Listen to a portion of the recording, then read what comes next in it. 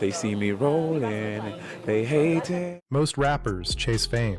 A few turn fame into fortune. But Chamillionaire? He skipped the chase entirely. At the height of his career, with a platinum album and a Grammy in hand, he walked away. No scandals, no downfall. Just a quiet pivot into tech, and a fortune bigger than most of his peers ever imagined.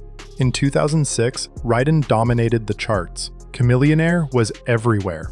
But behind the scenes, he already saw the ceiling of the music industry. I made this song, cost about $4,000 to make. It just breaks every record. I sell 1.5 million records. I break the ringtone record before anybody did. It's a time when I'm sitting at an award show and 50 Cent is sitting in front of me and he turns around and tells me that I'm about to win. And then they put the spotlight on me and then Snoop Dogg gives me my award, the VMA. The record takes off so big that I never would have imagined. You know, I won a Grammy. I never did it to win a Grammy. Like my Grammy is in a box under my fish tank.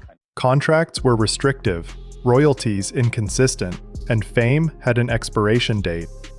Unlike many artists who hold on until the decline, he decided to cash out early and redirect his energy. Born Hakeem Sariki, he grew up under strict rules in Houston. His father, a Nigerian immigrant, banned rap in the house. His mother worked 2 jobs just to keep food on the table. Domestic tension and cultural clashes shaped him early. Instead of rebelling recklessly, he learned to strategize, using music not just as expression, but as a calculated path out. Chamillionaire was never just an artist.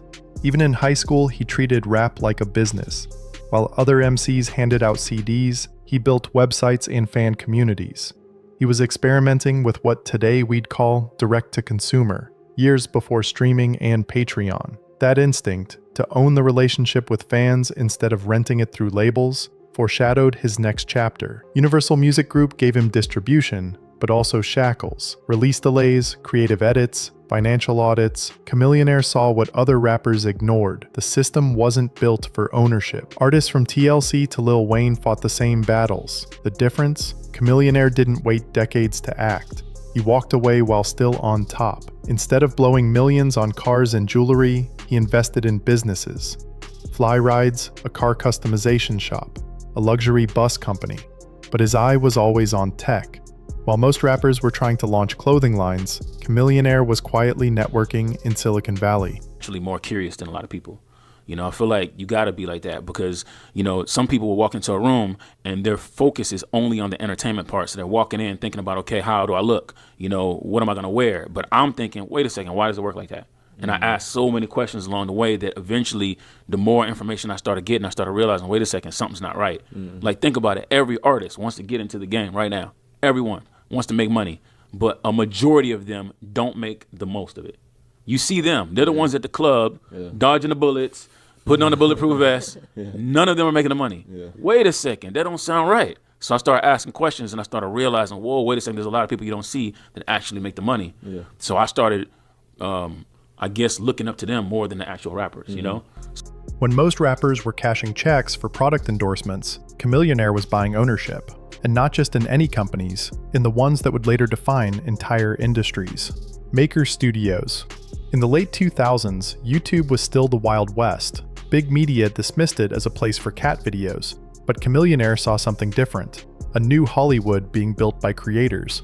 He invested in Maker Studios, a network for YouTubers. At the time, it was a gamble. There was no clear path to monetization. But by 2014, Disney bought Maker for $500 million up front, with potential earnouts that pushed the deal close to $950 million. For early investors like Chamillionaire, it meant a massive return. The lesson? He spotted digital media's shift before traditional players even understood it. Ring next came one of his smartest bets. Ring started as a scrappy startup, making video-enabled doorbells, security cameras for your front door. It sounded niche, almost gimmicky, but Chamillionaire saw 2 things: scalability, every home could need it, and exit potential. He invested early, long before mass adoption. In 2018, Amazon bought Ring for over $1 billion. For perspective, many rappers of his era bragged about million-dollar deals. Chamillionaire was earning them quietly through equity. Cruise automation. Then there was Cruise, a startup building self-driving car technology, again years ahead of mainstream acceptance.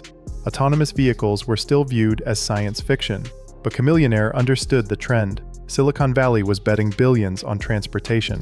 General Motors acquired Cruise for $1 billion in 2016. Once again, he was on the cap table before the headlines. And the best example I would use is almost like you're planting seeds. And right now, I've planted a whole bunch of seeds outside of the rap career.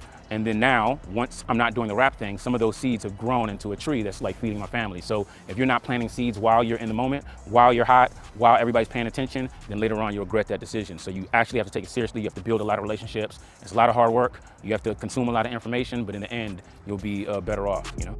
By the mid-2000s, his reputation had shifted completely. Chamillionaire wasn't just the guy who made Raiden. In tech circles, he was seen as a visionary with a sharp eye for scalable ideas. He showed that you don't need 1 billion streams to make $1 billion move. You just need to be early, smart, and disciplined. So fast forward, I was so valuable helping this company, they decided to give me a little ownership in the company, which they called advisory shares. Now, that ownership that I had in the company, when they got bought by Google, I made money. And then when I made money, I was like, wait a second. That's how it works? You just give me a piece of the company and it gets bought by somebody bigger and now I make money? So I was like, wait a second, why do they tell us rappers to go make it rain at the strip club? Like, why are we doing that? That's a waste of money. Let's do this. So I stopped doing all that crazy stuff they told me to do. And I was like, I'm going to go get involved with companies like this. That's when I was really focused on, okay, I want to get more ownership in companies. But it was tough because I didn't know which ones were going to be successful. So one day a VC put all these companies in front of me, and then I ended up investing in a company called Maker Studios. And that company ended up getting bought by Disney for close to $1 billion. So now I made a bunch of money, right? And I was like, wait a second, while I'm going doing that, I'm going to start doing this. Chamillionaire's story is often overlooked in hip-hop, but it may be one of the most important. He proved that stepping away isn't failure, it's foresight. Today, with an estimated net worth around $50 million, he stands as proof that music can be a launchpad, not the finish line. While other rappers fight over masters, Chamillionaire mastered the pivot. His legacy is bigger than one hit song. Chamillionaire set the template for artists who want more than a record deal. He showed that true wealth comes not from chasing charts, but from owning the future.